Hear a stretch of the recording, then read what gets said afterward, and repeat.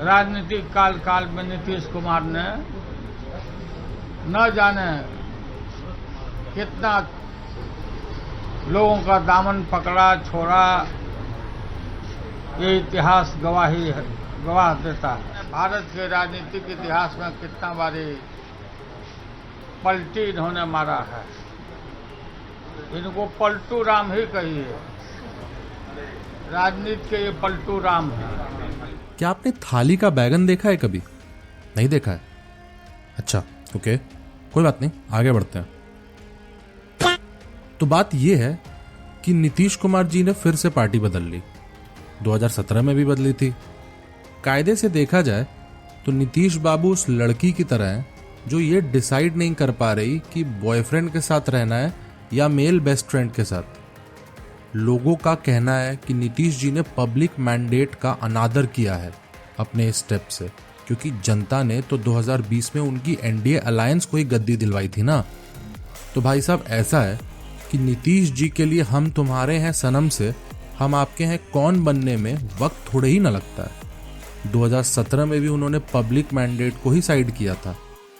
हाँ, तब आरजेडी कांग्रेस के साथ महागठबंधन बना के कुर्सी पे बैठे थे और फिर उनसे ही खफा होके चल दिया। देखिए, ऐसा नहीं है कि नीतीश बाबू में मेरिट नहीं है।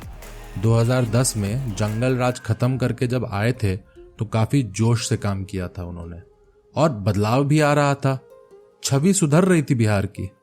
2015 तक तो सब शानदार चल रहा था, और फिर 2015 में करवा दी गई बिहार में दारू बंदी। तब से नीतीश जी ढलान पे गए और बस नीचे ही नीचे आते जा रहे हैं। सुशासन बाबू की चमक अब ना यूथ को भा रही है, ना ही तजुर्बेकारों को। कुछ लोग तो ये भी कहते हैं कि दारूबंदी का सबसे बुरा असर नीतीश बाबू पे ही हुआ है। मैंने कहा था कि भाई ये एकाएक बंद करने जा रहे हो तो ऑपरेशनल प्रॉब्लम आएगा, ये कैसे हम लोग इसको सुलझाएंगे। एकदम फालतू लोग हैं। खैर, सिचुएशन चाहे जो भी रहे, नीतीश जी गद्दी नहीं छोड़ते हैं, ये मानना पड़ेगा। असली गेम ऑफ थ्रोन्स तो वो खेल रहे हैं। गद्दी बनी रहे इस चक्कर में इधर से इधर होते रहते हैं। पॉलिटिकल रीजन में नहीं घुसूंगा मैं। खैर, कारण जो भी रहा हो, गलती बीजेपी की भी है। इतने सालों में बिहार में आत्मनिर्भर नहीं बन पाई, सीएम के लिए एक भी चेहरा नहीं बना पाई। और उसके अलावा भाजपा को यह भी सोचना चाहिए कि आखिर क्या बात है कि उनकी सारी अलायंस पार्टीज का हाल बेहाल हो ही जाता है। एआईएडीएमके को देखिए, अकाली दल, शिवसेना, लोजपा और अब जदयू। गर्लफ्रेंड बार बार जब छोड़ जाती है ना, तो वक्त हो जाता है कि खुद में भी झांक के थोड़ा सा देखें कि कहीं साइड इफेक्ट खुद में ही तो नहीं है। वैसे बीजेपी के लिए एक तरह से अच्छा भी है कि 2 साल का समय है, एक बड़ा और स्ट्रांग चेहरा बिहार में लाएं और खुद के दम पे चुनाव लड़े और कोशिश करें कि जीतें। पिछले राज्यसभा चुनाव में प्रदर्शन अच्छा रहा भी था उनका, तो कब तक नीतीश जी के बैसाखी पे चलते रहेंगे? आत्मनिर्भर बने, स्वयं जीते।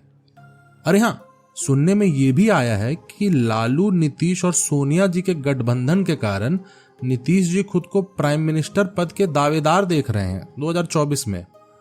अब इसके लिए हम बस इतना ही कहेंगे कि नीतीश जी, ये वाला नशा हमें भी चाहिए, दिलवा दीजिए। खैर, मजाक अलग है, पर चाहत तो सिर्फ यही है कि बिहार में सुख समृद्धि बने रहे, चाहे सरकार किसी की भी हो। हमने क्या किया था पुराने वक्त में, ये सुनते सुनते अब थक गए हैं।